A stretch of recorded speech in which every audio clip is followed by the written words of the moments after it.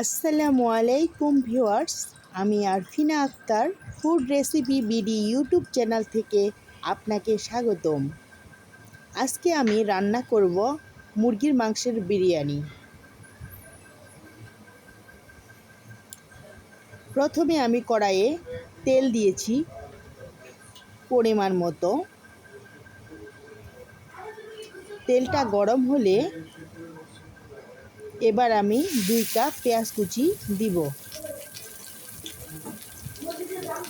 আর বিরিয়ানিতে রান্না করব আমি রাঁধুনি বিরিয়ানি মশলা দিয়ে। এই যে রাঁধুনি রেডিমিক্স বিরিয়ানি মশলা দিয়ে আমি রান্না করব বিরিয়ানিটা। ততক্ষণে আমি পেঁয়াজটা ভাজে নেব। পেঁয়াজটা বেরেস্তার মতো করে নিব। প্রায় বেরেস্তা হয়ে গেছে।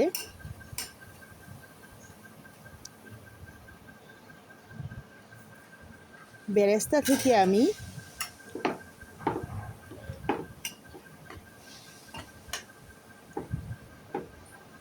এক কাপের মতো তুলে নিব। এটা আমি পরবর্তীতে দিব। তারপরে এখানে আমি প্রায় 1.5 কেজি মুরগির মাংস নিয়েছি। সেটা আমি ভালোভাবে পরিষ্কার করে ধুয়ে নিয়েছি। তারপরে আমি পেঁয়াজের সাথে মাংসটা মিশিয়ে নিব। তারপরে আদা বাটা রসুন বাটা 2 চামচ দিলাম। দিয়ে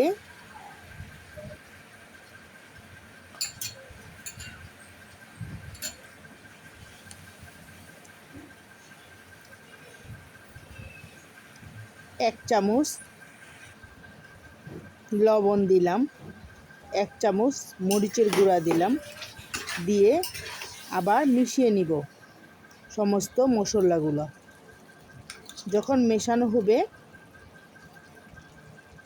তখন আবার এখানে আমি দিয়েছি কিশমিশ, কাজু বাদাম, কাঠবাদাম, আর এমনি আমরা যে চীনা বাদাম খাই সেই বাদাম, মানে কাঁচা বাদাম আর কি। 2 কাঁচামরিচ ভিজিয়ে রেখে আমি পেস্ট করেছিলাম, সেই পেস্ট 2 চামচ দিলাম। আমি এখানে কোনো মশলাই অ্যাড করব না, শুধুমাত্র রাঁধুনি রেডিমিক্স বিরিয়ানি মশলা দিয়ে আমি রান্নাটা শেষ করব। যখন আমার সমস্ত মশলা মিশানো হলো, তারপরে আমি দিয়ে দিলাম রাঁধুনি রেডিমিক্স বিরিয়ানি মশলা। দিয়ে আবার পুরা মাংসটাকে আবার কষিয়ে নিলাম। এই যে মাংসটা কষাতে কষাতে কি সুন্দর কালার হয়েছে।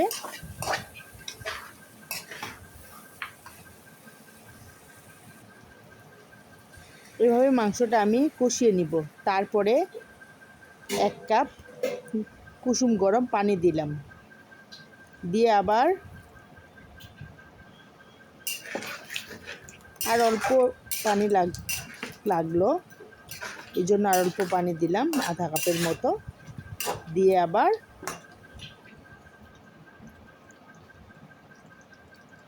নাড়াচাড়া করে দিলাম।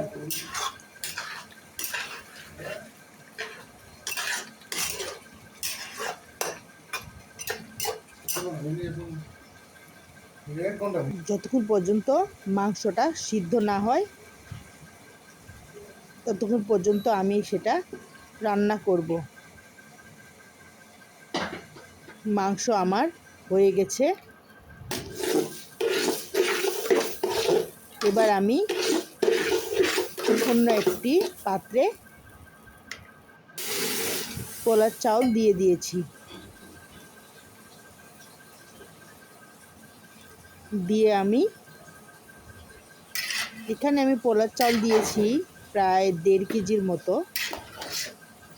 দিয়ে আবার পানি দিয়ে দিয়েছি।